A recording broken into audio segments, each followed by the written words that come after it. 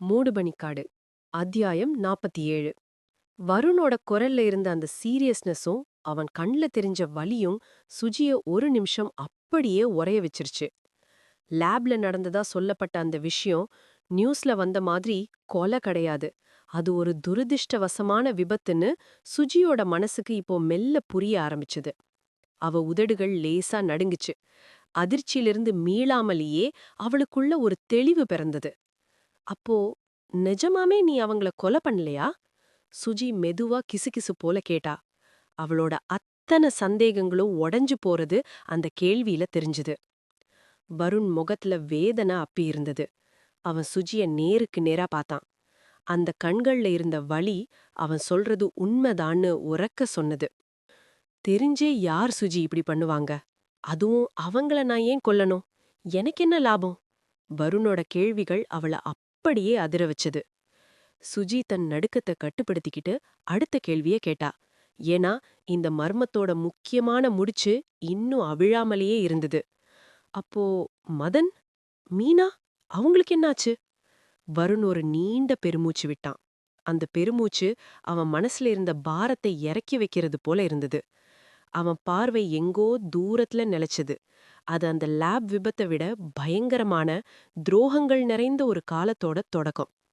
அது வருண் வார்த்தைகளை தேடி தடுமாறினான். இப்போ கதை வெறும் விபத்தை பத்தினது மட்டும் இல்ல. இருண்ட ரகசியங்கள், மறைக்கப்பட்ட துரோகங்கள்னு ஒரு பெரிய பாதாளத்தை நோக்கி நகர ஆரம்பிச்சது. அந்த நிழல் இப்போ சுஜி மேலையும் விழ ஆரம்பிச்சது. ஸ்கூல் லேப்ல நடந்த அந்த விபத்தோட பயம் இன்னும் வருணோட நரம்புகள்ல ஓடிக்கிட்டு இருந்தது. மூச்சு வாங்க பயத்தோடவும் குற்ற உணர்வோடவும் அவன் வீட்டுக்கு ஓடினான். அவனுக்கு இப்போ ஒரு பாதுகாப்பு தேவைப்பட்டது. வீட்ல அகிலா இல்ல. அவனுக்கு இருந்த ஒரே நம்பிக்கை சுதாகர் மட்டும்தான். அண்ணா, சுதாகர் அண்ணா! வருணோட அலறல் அந்த வீட்டின் அமைதியே கிழிச்சுது. ஆனா சுதாகர் அவனோட ரூம்ல இல்ல. வருணுக்கு பயம் இன்னும் அதிகமாச்சு. அப்போதான் பாத்ரூம் கதவு மூடி இருக்கறத கவனிச்சான்.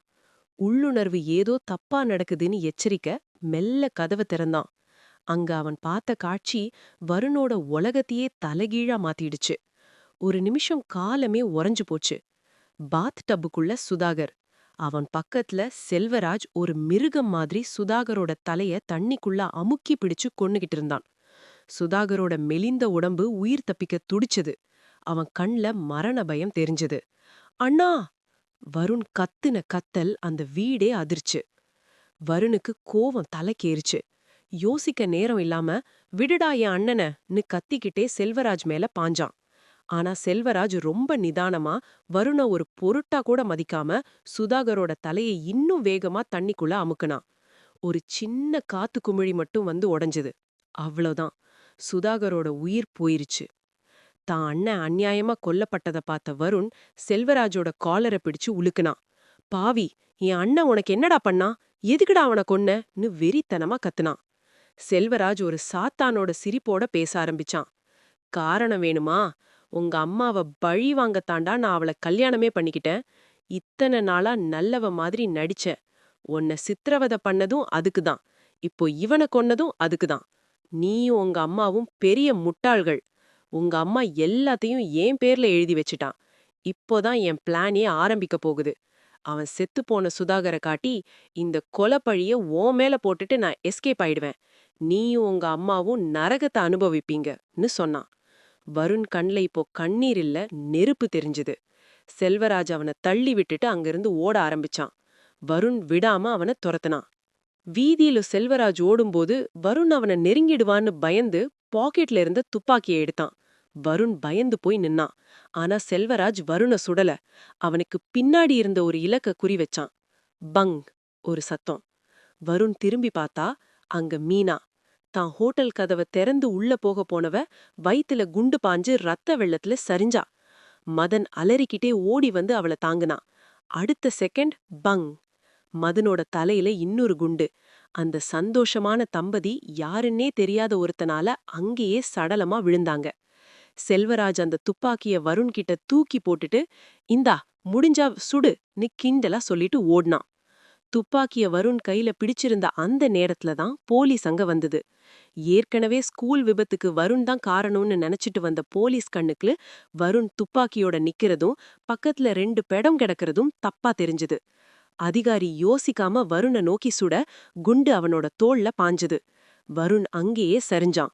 அவன் கண் முண்டாடியே செல்வராஜ் இருட்டுக்குள்ள ஓடி மறைஞ்சான். வருண் செய்யாத கொலைக்காக ஒரு கொலகாரனா முத்திர குத்தப்பட்டு அங்கேயே உயிர் விட்டான். வருண் இதெல்லாம் சொல்லி முடிச்சப்போ அங்க ஒரு பெரிய அமைதி நிலவுச்சு. சுஜி இப்ப அவனை பார்த்தா அவ கண்ல கண்ணீர் வழிஞ்சுது. வருண் ஒரு சைக்கோ இல்ல, அவன் ஒரு அநியாயமான பலிகடான்னு அவளுக்கு புரிஞ்சுது. அப்போ நீ நிஜமாவே யாரையும் கொலை பண்ணல, எல்லாம் அந்த செல்வராஜ் பண்ணது. ஆனா பழி மட்டும் ஓ மேல. சுஜி குரல் உடைஞ்சு போய் சொன்னான். வருண் அழுதுகிட்டே, நியூஸ்ல வர்றது எல்லாம் உண்மை இல்ல சுஜி. என் தரப்பு நியாயத்தை சொல்ல நான் உயிரோடவே இல்ல. ஒரு கொலகாரனா சாகுறது எவ்வளோ வலி தெரியுமா? அவன் மெல்ல சுஜியோட கைய பிடிச்சான். அந்த குளிர்ச்சி சுஜியோட இருதயத்தை தொட்டுச்சு. இத்தனை வருஷமா யாரும் இல்லாத எனக்கு நீதான் வரம் மாதிரி கிடைச்ச. நீ என்ன வெறுத்துடுவியோன்னு பயந்துதான் நான் ஆவின்னு சொல்லல. சத்தியமா உன்னை ஏமாத்தணும்னு நினைக்கல சுஜி. சுஜி அவனை பார்த்து, நான் உன்னை நம்புறேன் வருண், நீ கொலகாரன் இல்லன்னு சொன்னான். சுஜிக்கு இப்ப வருண் மேல இருந்த பயம் போய் ஒரு ஆழமான அன்பு வந்துச்சு. ஆனா அவள் மனசுல இன்னும் ஒரு கேள்வி மட்டும் மிச்சமா இருந்தது. அடுத்த அத்தியாயத்துல பார்க்கலாம்.